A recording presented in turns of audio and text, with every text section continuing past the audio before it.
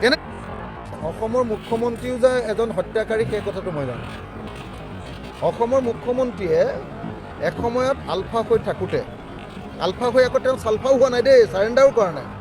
তেওঁ বন্দুককেইটা ক'ত আছে এতিয়াও বিচাৰিব লাগিব।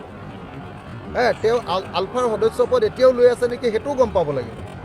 গতিকে তেওঁক ভাৰত ৰাষ্ট্ৰই বিশ্বাস কৰা উচিত নহয়। তো মই জানো যে আলফা হৈ থাকোঁতে হিমন্ত বিশ্ব শৰ্মাই ডাঙৰ লিডাৰ উপসভাপতি, কি নাম আছিলে, মানৱেন্দ্ৰ শৰ্মাক হত্যা কৰিছিলে।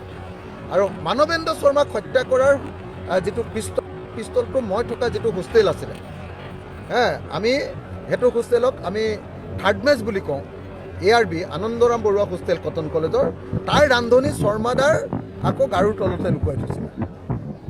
পিছত সেই পিষ্টলটো পুলিচে আহি ধৰিছিলে আৰু হিমন্ত বিশ্ব শৰ্মাকো ৰাম পিটন দিছিলে, কাপোৰ কানি খুলি ৰাম পিটন দিছিলে।